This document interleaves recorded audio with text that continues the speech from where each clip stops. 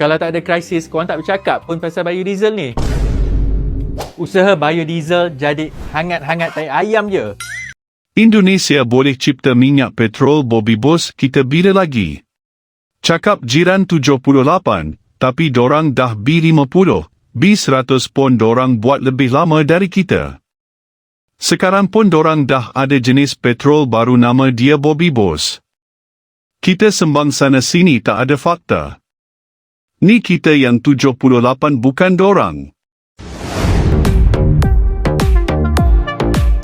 Ya, ada video dari tetangga yang membahas soal biodiesel yang kini menjadi hot isu di dua negara. Dan ada juga yang membandingkan perbedaan biodiesel di Indonesia dan di Malaysia. Kalau tak ada krisis, korang tak bercakap pun pasal biodiesel ni. Usaha biodiesel jadi hangat-hangat tai ayam je. Sebenarnya, tak bermakna orang dah tak sembang sangat isu krisis tenaga di track. Bermakna semua dah selesai. Semalam saya telah kongsikan bahawa harga minyak setong masih melebihi $100. Malah, kalau perang dah selesai sekalipun, pemulihan bekalan minyak mentah ambil masa antara 3 hingga 12 bulan. Kerosakan infrastruktur minyak dan gas akan mengambil masa yang lebih lama untuk dipulihkan.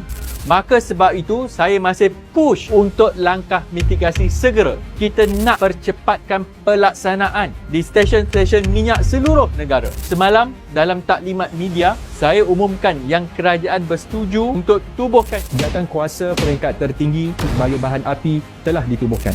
Ini bagi memastikan supaya kita terus fokus terhadap langkah mitigasi segera dengan memanjangkan bekalan tenaga dan mengurangkan kebergantungan kepada import.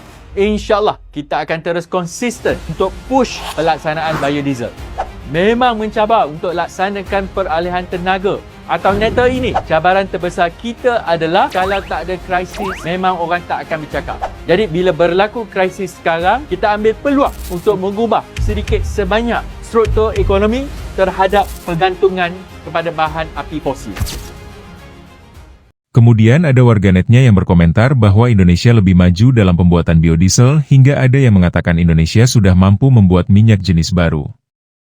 Akan tetapi ada warganet lainnya yang seakan tak terima jika Indonesia selangkah lebih maju dari mereka dengan komentar-komentar sinisnya.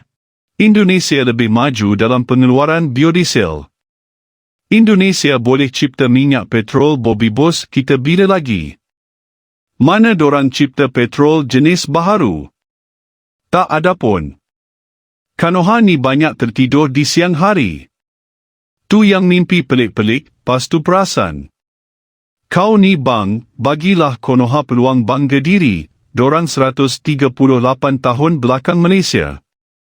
Kanoha, kuar-kuar saja tak tengok dan tak tahu fakta, ketar-ketir saja yang mereka tahu. Malaysia dah buat B100, Indonesia masih B40. Baru nak mula dah kecoh. Malaysia dah lama guna biodiesel. Felda pun dah tengah usahakan B100 sekarang ni. Bila Indonesia guna B100 ni? Diorang baru pakai B35. Malaysia jauh lagi berinovasi, bermacam-macam jenis sudah ada. Benda dah lama ada. Indonesia pun dah guna. Malaysia je tak guna benda ini. Berpuluh tahun cakap pasal biodiesel ni, sampai sekarang tak wujud biodiesel ni kat pasaran. Cakap jerkot. Indonesia dah bertahun-tahun jual B30 di stesen-stesen minyak. Indonesia boleh cipta minyak petrol Bobby Bos kita bila lagi.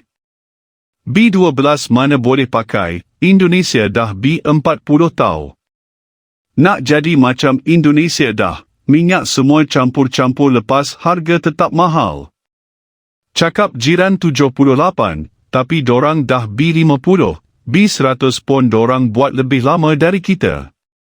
Sekarang pun dorang dah ada jenis petrol baru nama dia Bobby Bos. Kita sembang sana sini tak ada fakta. Ni kita yang 78 bukan dorang. Makin mundur kita zaman Madanun sekarang. Dekat Malaysia baru B20 paling tinggi, dorang dah nak bio 40, 45 dah, kau nak kata mana lagi lama sebenarnya? Kau yang tak faham sebenarnya apa yang nak disampaikan dalam video tu, jangan buat malulah. Ya, kita tidak perlu membedah lagi soal sejarah pembuatan biodiesel antar dua negara ini. Namun yang pastinya, Indonesia selangkah lebih maju dalam produksi biodiesel. Tidak hanya produksi biodiesel dari kelapa sawit, namun ada beberapa temuan anak Indonesia yang dapat dijadikan energi alternatif. Misalnya Bobby Boss yang berasal dari jerami padi dan kini telah mulai diproduksi di Timor Leste. Sedangkan di Indonesia sedang dilakukan uji coba. Kemudian Badan Riset dan Inovasi Nasional BRIN juga mengembangkan petasol, yaitu bahan bakar yang dihasilkan dari konversi sampah plastik yang tidak bisa didaur ulang. BBM ini sudah diuji coba pada perahu nelayan dengan performa mesin yang stabil. Beberapa pihak dari negara lain menilai Indonesia dianggap lebih maju dibandingkan Malaysia dalam pengembangan dan pemanfaatan biodiesel. Keunggulan ini terutama terlihat dari agresivitas implementasi kebijakan mandatori dan penggunaan minyak sawit sehingga sudah menciptakan berbagai jenis biodiesel. Indonesia telah lebih dulu menerapkan program mandatori campuran biodiesel yang lebih tinggi, seperti B30, lalu berlanjut ke B40 dan terkini akan menerapkan B50.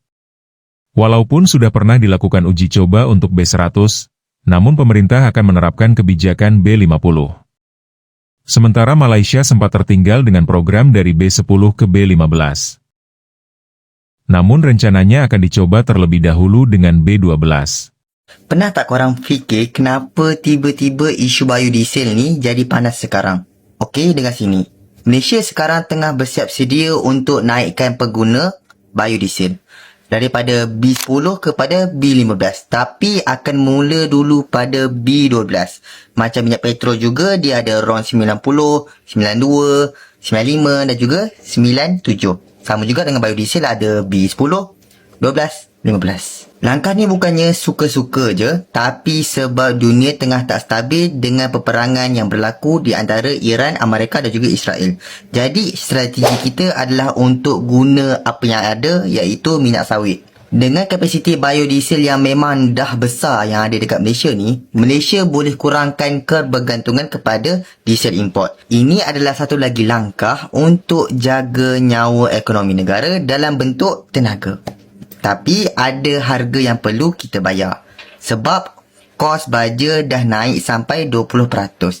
Jadinya tekanan kepada harga makanan mungkin akan datang. Cuma belum terasa sepenuhnya lagi. Kerajaan memang dah nampak benda ni, sebab tu subsidi petani mula dinaikkan, insentif pesawah pun ditambah. Mereka cuba tahan impak sebelum sampai kepada rakyat. Kesimpulannya, ini bukan sekadar cerita minyak biodiesel semata-mata, tapi tentang cara bagaimana Malaysia cuba untuk bertahan dalam dunia yang makin tidak menentu. Terima kasih. Sehingga jika bicara progres pengembangan biodiesel antara kedua negara, bisa dilihat perbedaan dalam perkembangannya.